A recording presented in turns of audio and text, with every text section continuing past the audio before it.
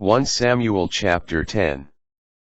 Then, from a flask he had with him, Samuel poured oil on Saul's head and kissed him, saying, "The Lord anoints you ruler over his people Israel. You are the one who will govern the Lord's people, and save them from the power of their enemies all around them." The signs foretold. This will be the sign for you that the Lord has anointed you ruler over his heritage. When you leave me today, you will meet 2 men near Rachel's tomb at Zelzah, in the territory of Benjamin. They will say to you, "The donkeys you went to look for have been found." Now your father is no longer worried about the donkeys, but is anxious about you and says, "What shall I do about my son?" Farther on, when you arrive at the oak of Tabor, 3 men will meet you as they go up to God at Bethel. One will be bringing 3 young goats, another 3 loaves of bread, and the third a skin of wine. They will greet you and offer you 2 elevated offerings of bread, which you should accept from them. After that you will come to Gibeath Elohim, where the Philistine garrison is located. As you enter that city, you will meet a band of prophets coming down from the high place. They will be preceded by lyres, tambourines, flutes, and harps, and will be in prophetic ecstasy.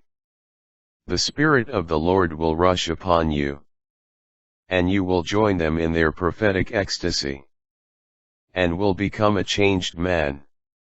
When these signs have come to pass, do whatever lies to hand, because God is with you. Now go down ahead of me to Gilgal, for I shall come down to you, to offer burnt offerings and to sacrifice communion offerings. Wait 7 days until I come to you. I shall then tell you what you must do." The signs come to pass. As Saul turned to leave Samuel, God changed his heart.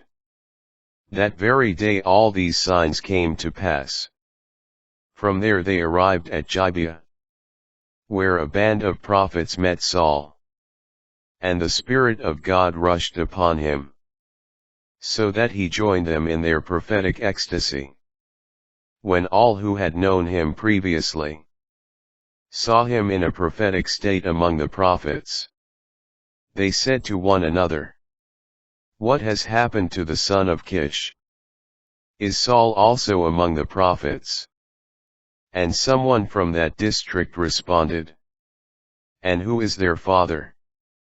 Thus the saying arose, "Is Saul also among the prophets?" When he came out of the prophetic ecstasy, he went home. Silence about the kingship. Saul's uncle asked him and his servant, "Where have you been?" Saul replied, "Looking for the donkeys. When we could not find them, we went to Samuel." Saul's uncle said, "Tell me, then, what Samuel said to you." Saul said to his uncle, "He assured us that the donkeys had been found." But Saul told him nothing about what Samuel had said about the kingship. Saul chosen king. Samuel called the people together to the Lord at Mizpah, and addressed the Israelites.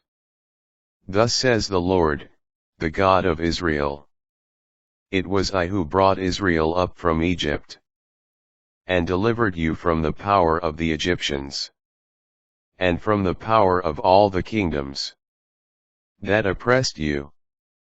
But today you have rejected your God, who saves you from all your evils and calamities, by saying, 'No, you must appoint a king over us.' Now, therefore, take your stand before the Lord, according to your tribes and families. So Samuel had all the tribes of Israel come forward. And the tribe of Benjamin was chosen.